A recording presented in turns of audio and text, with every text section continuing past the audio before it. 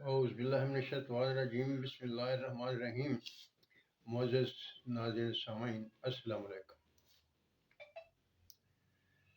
آج میں آپ کے سامنے ایک ایسی شخصیت کے بارے میں کچھ گزارشات پیش کروں گا جسے آپ سب لوگ جانتے ہوں گے۔ ان کا نام حضرت اویس کرنی رضی اللہ تعالیٰ عنہ ہے۔ اویس کرنی ایک ایسی شخصیت ہیں جن کو میرے خیال میں تقریباً ہر مسلمان ان کے بارے میں جانتا ہے اور ان کے مقام و رتبے سے بھی آگاہ ہے، کیونکہ ان کے بارے میں حضور اکرم صلی اللہ علیہ وسلم نے خود تعریف کی ہے، ان کے بارے میں ارشاد فرمایا ہے۔ اویس کرنی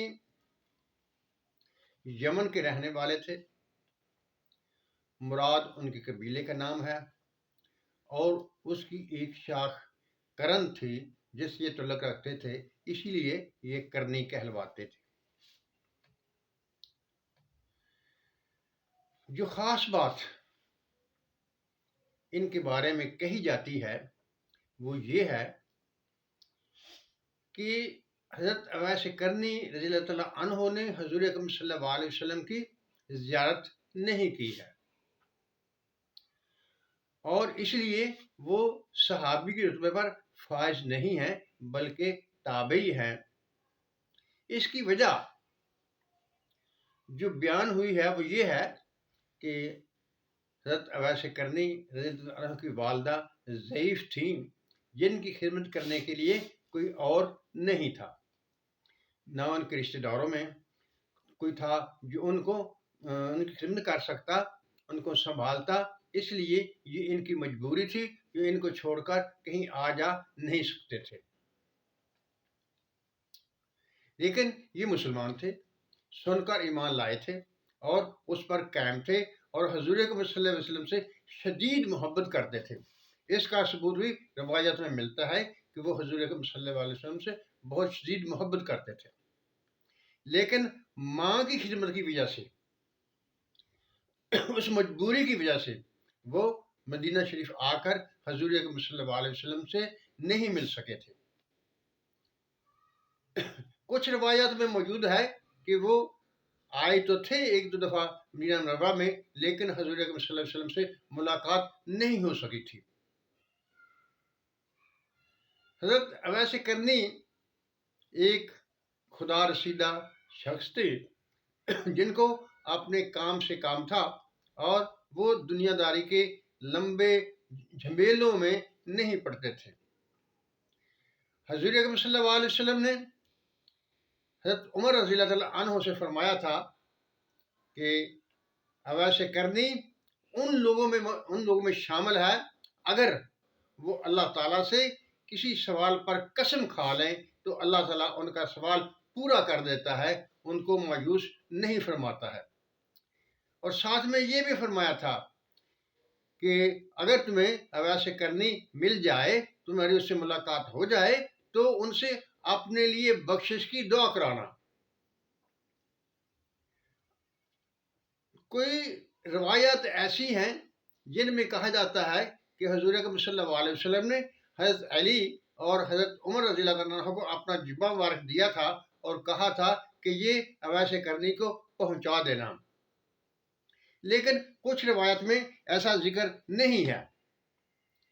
بہرحال حضرت عمر رضی اللہ عنہ کی ملاقات حضرت اویس کرنی سے ثابت ہے، کیونکہ حضرت عمر فاروق رضی اللہ عنہ اپنے دور خلافت میں ہر سال حج کے لیے جاتے تھے، اور وہاں حضرت اویس کرنی کا ذکر بھی ہوتا تھا اور ان کی تلاش بھی ہوتی تھی۔ آخر ایک مرتبہ حضرت اویس کرنی رضی اللہ عنہ کو مل گئے، معاف کیجیے گا، اور ان سے حضرت عمر رضی اللہ عنہ نے ان سے اپنی بخشش کے لیے دعا کرائی۔ یہاں دو چھوٹی چھوٹی باتیں میں کروں گا۔ حضرت عمر فاروق رضی اللہ عنہ اولو العزم صحابی ہیں، جبکہ تابعی حضرت اویس کرنی ہیں، وہ صحابی نہیں ہیں۔ صحابی کی شان زیادہ بلند ہے، مرتبہ زیادہ بلند ہے بنسبت تابعی کے۔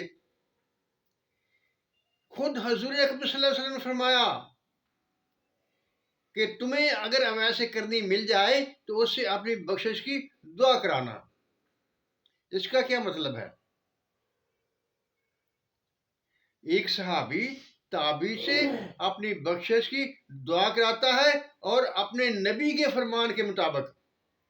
یہ ساری بات اس بات کو ظاہر کرتی ہے کیونکہ حضرت اویس کرنی نے اپنی ماں کی اس قدر خدمت کی تھی کہ اللہ تعالیٰ کے ہاں ان کا درجہ بہت بلند تھا۔ اور حضور اکرم ساتھ میں یہ بھی فرمایا تھا کہ اویس کرنی ان لوگوں میں شامل ہے کہ اگر اللہ سے کسی سوال پر قسم کھا لیں تو اللہ ان کو مایوس نہیں کرتا، ان کی وہ قسم پوری کر دیتا ہے۔ آج کل کے دور میں جیسا کہ دیکھا جاتا ہے، بچے والدین کی خدمت میں کتراتے ہیں۔ کچھ ایسے حالات بھی ہیں، کچھ مجبوریاں بھی ہوں گی، لیکن والدین کا مقام ان کی خدمت کرنا اولاد پر فرض ہے۔ بلکہ ایک حدیث مبارکہ ہے، وہ شخص ناکام رہا جس نے والدین میں سے دونوں کو یا ایک کو پایا اور جنت حاصل نہ کی، جنت کا حقدار نہ ہوا، وہ گھاٹے میں رہا۔ الفاظ کچھ مختلف ہو سکتے ہیں لیکن ان کا لب لبا یہی ہے۔ آج دیکھا جاتا ہے کہ بچے والدین سے تنگ ہوتے ہیں، ان کی خدمت سے کتراتے ہیں، لیکن یہ وہ ایسا ذریعہ ہے، والدین اپنے بچوں کے لیے رحمت کی، اللہ تعالیٰ کی رحمت کی نشانی ہے۔ اگر والدین خوش ہوئے تو بچوں پر اللہ تعالیٰ کی رحمت بھی فراوانی سے ہوگی۔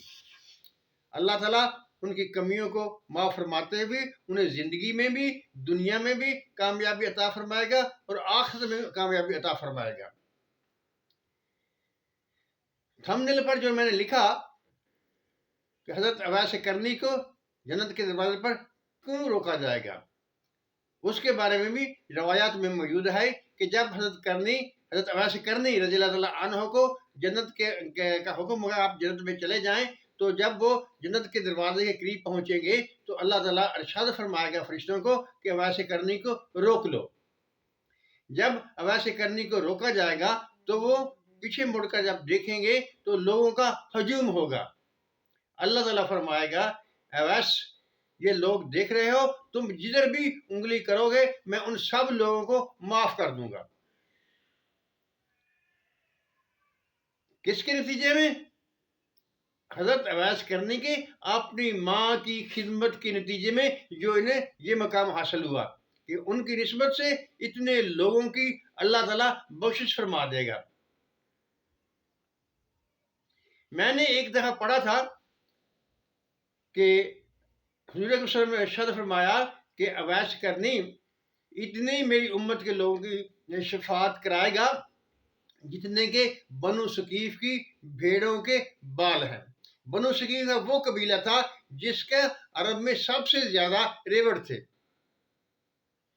یہ شان کہاں سے ملی؟ ماں کی خدمت سے ملی۔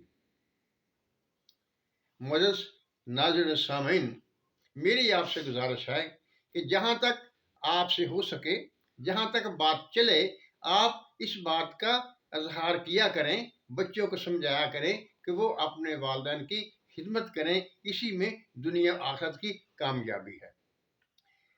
میرا مقصد صرف بات کو پہنچانا ہے۔ اللہ تعالیٰ ہم سب پر اپنی رحمت کی بارش کرے اور ہمیں ان فرمودات پر عمل کرنے کی توفیق عطا فرماوے۔ آمین۔ خدا حافظ۔